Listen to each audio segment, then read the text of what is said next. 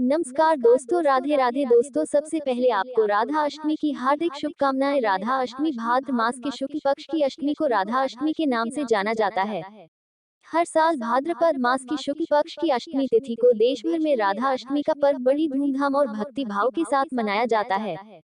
ये पवित्र दिन भगवान श्री कृष्ण की परम प्रिय सखी और उनकी दिव्य शक्ति मानी जाने वाली राधा रानी के जन्मोत्सव के रूप में मनाया जाता है। सनातन धर्म में राधा अष्टमी का विशेष महत्व है, क्योंकि यह माना जाता है कि राधा जी की पूजा के बिना श्री कृष्ण की आराधना अधूरी रहती है। इस दिन भक्त व्रत रखते हैं, मंदिरों को सजाते हैं और राधा कृष्ण की भक्ति में लीन होकर उनके प्रेम और समर्पण की कथाओं का श्रवण करते हैं। लेकिन क्या आप जानते हैं कि राधा अष्टमी की व्रत कथा के पाठ से जीवन में सुख, समृद्धि और आध्यात्मिक शांति की प्राप्ति होती है। राधा अष्टमी इस वर्ष 31 अगस्त को मनाई जाएगी।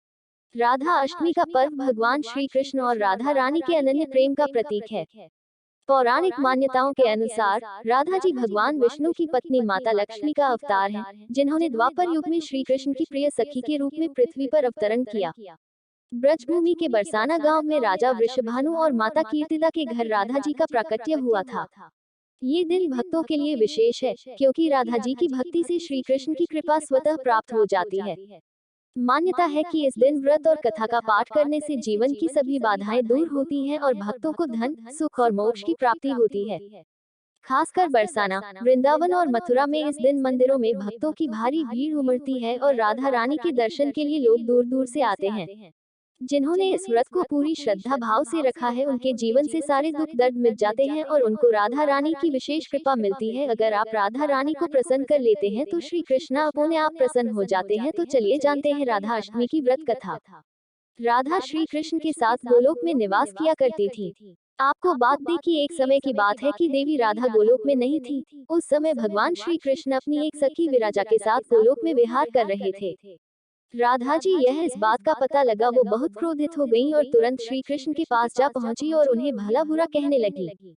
ये देखकर श्री कृष्ण के मित्र श्रीदामा को बहुत बुरा लगा और उन्होंने राधा को पृथ्वी पर जन्म लेने का श्राप दे दिया। राधा को इस तरह क्रोधित देखकर विराजा वहां से नदी रूप में चली गई। इस श्राप के बाद राधा ने श्रीदामा को राक्षस कुल में जन्म लेने का शाप दे दिया।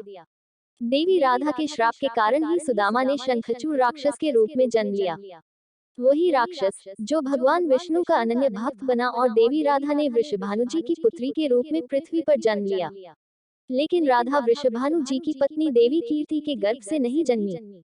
जब श्रीदामा और राधा ने एक दूसरे को श्राप दे दिया, तब श्री कृष्ण ने राधा से कहा कि आपको पृथ्वी पर देवी कीर्ति और वृषभानु जी की पुत्री के रूप में रहना होगा।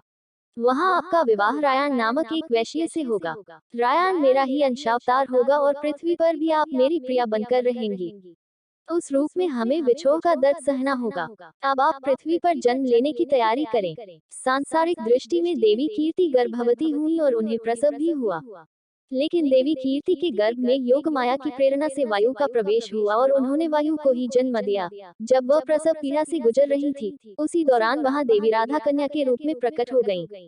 राधा के जन्मोत्सव के बाद इसको राधा अष्टमी के रूप में मनाया जाने लगा।